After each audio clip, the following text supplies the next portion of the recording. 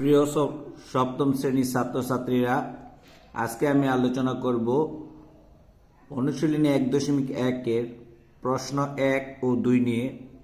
আমরা দেখতে পাচ্ছি প্রশ্ন 1-এ আছে মৌলিক গুণনীকের সাহায্যে বর্গমূল নির্ণয় করো। এখানে 4টি অঙ্ক আছে এবং 2 নম্বর প্রশ্নে আমরা যেটা করব ভাগের সাহায্যে বর্গমূল নির্ণয় করো।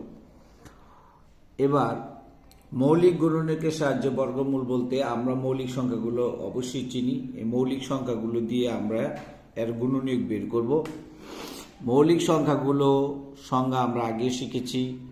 যে সংখ্যাকে এক এবং ওই সংখ্যা ছাড়া অন্য কোনো সংখ্যা দ্বারা ভাগ করা যায় না তাকে মৌলিক গুণনীয়ক বলে। এবার আমরা ক নাম্বার অঙ্কটি করব। ক, মৌলিক গুণনীয়কের সাহায্যে বর্গমূল। এখানে অঙ্কটি আছে 169। তাহলে 169 যদি আমরা ভাগ করি, এটা মৌলিক সংখ্যা কোনগুলা? মৌলিক গুণনীয়ক সংখ্যাগুলো 2, 3, 5, 7 এরকম, তারপরে 11, 13 এরকম 1 থেকে 100 পর্যন্ত মোট 25টি মৌলিক সংখ্যা আছে। এই মৌলিক সংখ্যাগুলো দিয়ে আমরা এটিকে ভাগ করব। তাহলে এটি 2 দিয়ে যায় না, আমরা দেখেছি 3 দিয়ে যায় না, 5 দিয়ে যায় না, 7 দিয়ে যায় না, 11 দিয়ে যায় না, 13 দিয়ে এটাকে ভাগ করলে 13 দিয়ে ভাগ করলে 13 13 169 হয়। আমরা যদি সাইডে করে দেখাই রাফ কাগজে এভাবে, তাহলে 3 3 9, 3 1 3 ইন্টু 3 1 3 1 1 1, তাহলে কত হলো? 9, 3 আর 3 যোগ করলে 6, 1, এই 169। তাহলে এখানে আমরা উত্তরটি সাজিয়ে লিখতে পারি। সুপ্রিয় ছাত্রছাত্রীরা, এভাবে তোমরা সাজিয়ে লিখবে। এখানে 169 সমান 13 ইন্টু 13, সুতরাং 169এবার খ নাম্বার অঙ্কে আছে 529। 500 মৌলিক গুণনীয়কের সাহায্যে বর্গমূল করব। 529কে আমরা শুধু 23 দিয়ে বর্গমূল করতে পারি। 23 ইন্টু 23, এটি একটু খেয়াল রাখতে হবে। 23 ইন্টু 23, এছাড়া অন্য কোনো সংখ্যা দ্বারা এটাকে বর্গমূল করা যায় না। সুতরাং এখানে আমরা লিখতে পারি এখানে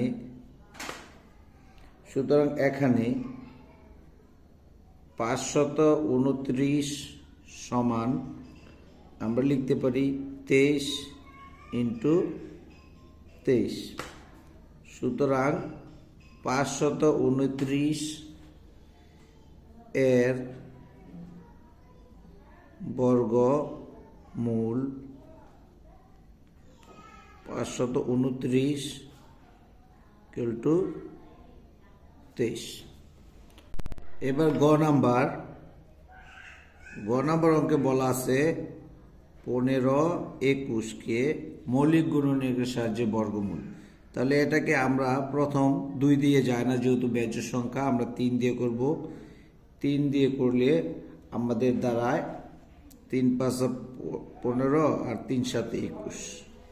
এভাবে যদি আমরা ভাগ করি সাইডে অথবা ক্যালকুলেটরের সাহায্যে 21কে এবং 15কে, তাহলে এখানে দ্বারায় ভাগ করলে 3 দিয়ে করলে 3 5 15, 15 15, এখানে 2 নামালাম, যায় না বিধে একটা 0, 1 1, 3 7 21। তোমরা এভাবে করতে পারো অথবা ক্যালকুলেটরের সাহায্যে করতে পারো। এবার এটাকে আবার আমরা 3 দ্বারা করব। 3 দ্বারা করলে 3 একে 3 থাকে 2, 3 6 18 থাকে 2, 3 নং 27, তাহলে 169। এই 169কে আমরা কয়ে করেছি 13 ইন্টু 13। তাহলে আমরা এবার লিখতে পারি এখানে আমরা মৌলিক গুণনীয়কগুলো পেলাম 1521 সমান 3 ইন্টু 3 ইন্টু 13 ইন্টু 13। ঠিক আছে, তাহলে এখানে কয় জোড়া পেলাম? 3 পেলাম 1 জোড়া, ইন্টু 13 1 জোড়া।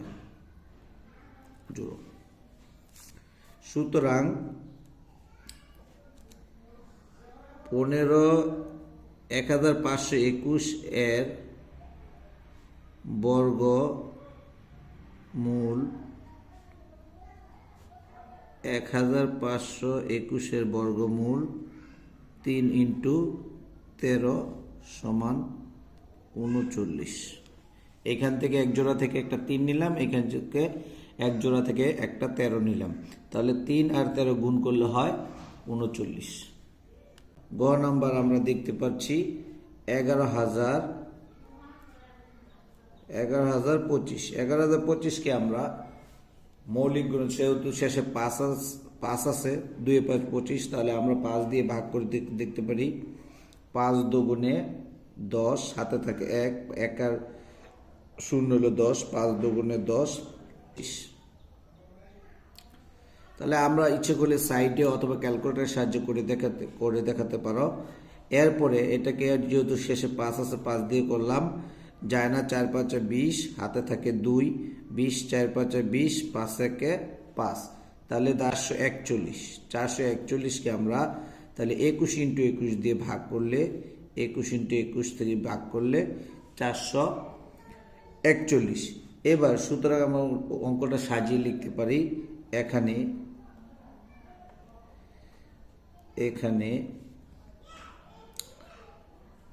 11,025 সমান 5 ইন্টু 5 ইন্টু 21 ইন্টু 21। সুতরাং আমরা 11,025 মৌলিক গুণনীয়ক পেলাম 4টি। তাহলে এখানে জোড়া করলে 5 ইন্টু 5 21 গুণ 21। সুতরাং 11,025 এর বর্গমূল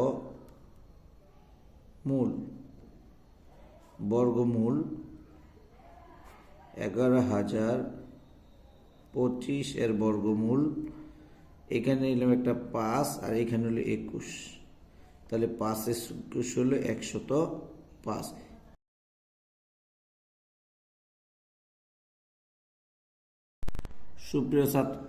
প্রিয় ছাত্রছাত্রীরা, এবার আমরা করব 1.1 প্রশ্ন 2 ভাগের সাহায্যে বর্গমূল নির্ণয়। এখানে ভাগের সাহায্যে বর্গমূল নির্ণয়ে 4টি অঙ্ক আছে, আমরা একে একে 4টি অঙ্কেরই সমাধান করব। এবার আমরা করব ভাগের সাহায্যে বর্গমূল নির্ণয়। ভাগের সাহায্যে বর্গমূল নির্ণয় ক নাম্বার অঙ্কটি হচ্ছে 2 2 5। ভাগের সাহায্যে বর্গমূল নির্ণয় করার ক্ষেত্রে আমাদের প্রথমে যে কাজটি করতে হবে সেই কাজটি হলো এই যে ডান সাইড থেকে আমরা জোড়া নেব এবং সমান সমান সংখ্যা দ্বারা এটাকে ভাগ করব। তাহলে এখানে 2 এককভাবে আসছে, 2 একে যদি আমরা বর্গমূল করি তাহলে 1 1 1, তাহলে 1 1 1, তাহলে 2 থেকে 1 বিয়োগ করলে থাকে 1, 2 আর 5 25, আমরা একবারে নামাবো। আমরা যদি সাধারণ ভাগ করি তাহলে একটি করে অঙ্ক নামাই, কিন্তু যেহেতু বর্গমূল সেই কারণে আমরা জোড়া জোড়া অঙ্ক নামাবো। এই যে 1, এই 1-এর ডাবল এখানে আমরা নিব 2। এখন এই 2 এর সাথে আমরা যে সংখ্যাটি বসাবো ওই সংখ্যা দ্বারা এটাকে গুণ করব। তাহলে আমরা 2 এর সাথে যদি 5 বসাই তাহলে এই 5 দ্বারাই গুণ করব। 5 5 25-এর 5, হাতে আছে 2, 5 দুগুণে 10 আর 2 হলো এই 12, তাহলে মিলে যাচ্ছে। তাহলে এখানেও 5, এখানে আমরা বসাবো 5, এইখানে হলো 100, 2 এ 5 25। এই সুতরাং 225 এর বর্গমূল, সুতরাং 225 এর বর্গমূল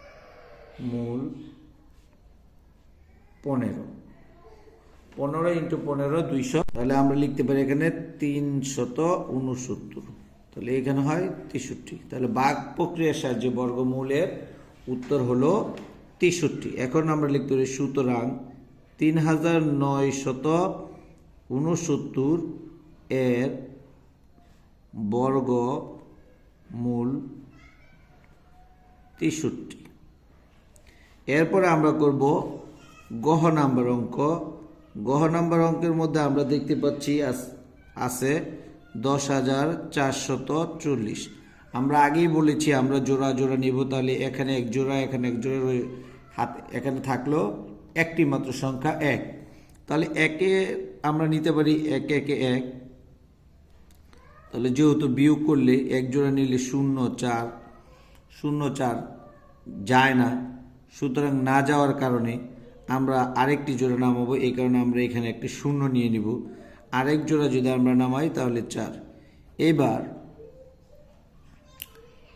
এই 10-এর যদি আমরা ডাবল এখানে নামাই তাহলে কত হলো 20। এই 10-এর ডাবল হলো এখানে 20। এই 20-এর সাথে আমরা যত বসাবো তত দ্বারা গুণ করবো। তাহলে যদি আমরা 2 বসাই তাহলে 2 দ্বারা গুণ করব, তাহলে 2 দুগুণে 4 0 0 2 দুগুণে 4, তাহলে বামে 0 যেহেতু দাম নাই তাহলে 404, তাহলে আমরা বসাতে পারি 404।